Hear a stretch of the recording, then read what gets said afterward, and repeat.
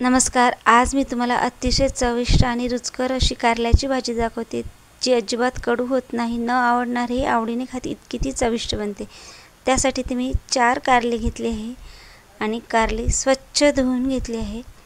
आता ही कारली मी चिरून घेते आहे.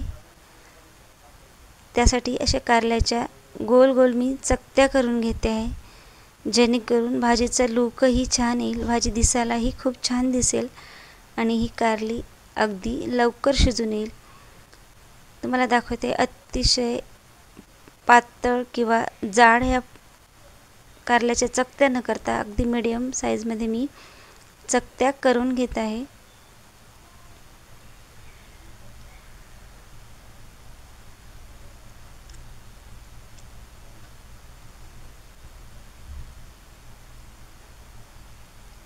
कारले चिरताना कारल्याचा सुरुवातीचा आणि शेवटचा भाग इथे आपल्याला वापरायचा नाही आहे, तो काढून टाकायचा आहे. आता याचप्रमाणे मी बाकीचेही कारले चिरून घेत आहे. बघू शकता, मीडियम साईजमध्ये मी ह्या चकत्या करून घेतलेल्या आहे. बाकीचेही कारले आता चिरून झालेले आहे. काही कारल्यांमध्ये अशा जाड बिया आहे, त्या मी काढून घेते आहे आणि जो कोवळा भाग आहे तो तसाच ठेवायचा आहे. फक्त एक कारल्यामध्ये अशा ह्या जाड बिया होत्या, त्या मी काढून घेते आहे. बाकीची कारली मात्र कोवळी आहेत. आता कारले चिरून झाल्या, बियाही मी काढून घेतल्या आहे. एका भांड्यामध्ये मी या कारले काढून घेतले आहे आणि आता त्यामध्ये मी मीठ टाकते. 1 चम्मच इथे मीठ घेतलेलं आहे आणि अशा प्रकारे टॉस करून घेते आहे. सगळ्या चकत्यांना व्यवस्थित हे मीठ लागलं गेलं पाहिजे. मिठामुळे कारल्याचा इथे बराचसा कडूपणा कमी होईल. आता कारल्याला मीठ मिक्स करून झालेलं आहे. इथे 1 तासासाठी ठेवणार आहे. तुम्ही रात्रभर सुद्धा हे झाकून ठेवू शकता. आता 1 तासानंतर तुम्हाला दाखवत आहे.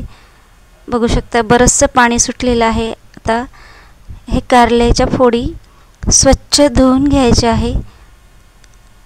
2 ते 3 पाण्याने हे कारल्याच्या फोडी अगदी स्वच्छ धुवून घ्यायच्या, त्यामुळे कारल्यातला बराचसा कडूपणा निघतो.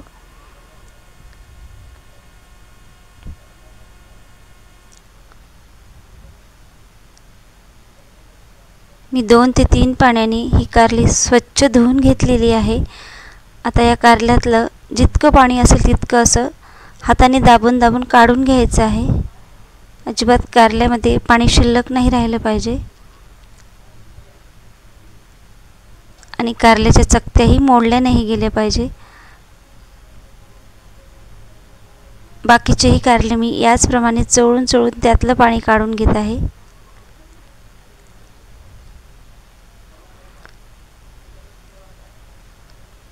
बघू शकता, चकत्याही मोडल्या नाही गेल्या पाहिजे आणि पाणीही संपूर्ण निघालं पाहिजे.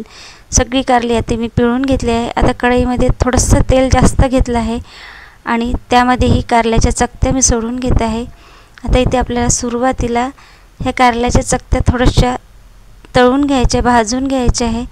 गॅसची फ्लेम मी मीडियम ठेवली आहे आणि मीडियम फ्लेमवरती ह्या सगळ्या चकत्या फक्त 5 मिनिटासाठी व्यवस्थित तळून घेणार आहे. अशी ही कारली तळून घेतल्यामुळे छान कुरकुरीतही होतील आणि त्याचा पूर्णपणे कडूपणा निघून जाईल. त्यामुळे आपल्याला ही कारली छान कुरकुरीत होईपर्यंत 5 मिनिटं तरी छान तेलावरती तळून घ्यायची आहे. तुम्ही अशा पद्धतीने ही कारल्याची भाजी करून पहा. अतिशय चविष्ट बनते, रुचकर होते आणि अजिबात कडू होत नाही. ही पद्धत माझ्या आईची आहे. आईच्या पद्धतीने तुम्हाला ही आज कारल्याची भाजी दाखवते आहे. बघू शकता, 5 मिनिटानंतर ही कारली छान कुरकुरीत झालेली आहे. अशा पद्धतीने जर आपण कारले आधीच तळून घेतले तर नंतर आपल्याला फक्त 2 ते 3 मिनिटात ही कारल्याची भाजी अगदी पटकन तयार करून घेता येते आणि अजिबात ही कडूसुद्धा होत नाही. आता ही तळून झालेली कारल्याचे चकते मी एका प्लेटमध्ये काढून घेते आहे.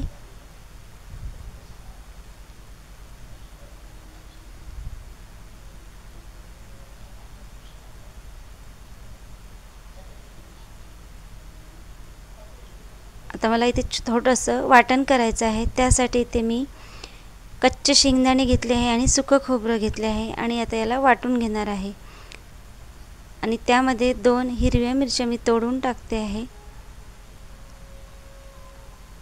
आणि पाणी न घालता हे वाटण करून घ्यायचं. थोडंसं जाडसर मी हे वाटण करून घेतलेलं आहे. आता त्याच कढईमध्ये त्याच तेलामध्ये 1 चमचा इथे मी मोहरी टाकली आहे आणि अर्धा चमचा जिरे टाकते. जिरं मोहरी तडतडली की मग त्यामध्ये बारीक चिरून घेतलेला 1 कांदा घेते आहे आणि कांदा गुलाबी होईपर्यंत आपल्याला तेलामध्ये परतून घ्यायचा आहे. आता कांदा छान गुलाबी झाला आहे. त्यामध्ये मी 1 चम्मच आलं लसूण पेस्ट टाकते आहे आणि आलं लसूण पण थोडासा कच्चेपणा जाईपर्यंत आपल्याला तेलामध्ये परतून घ्यायचं आहे.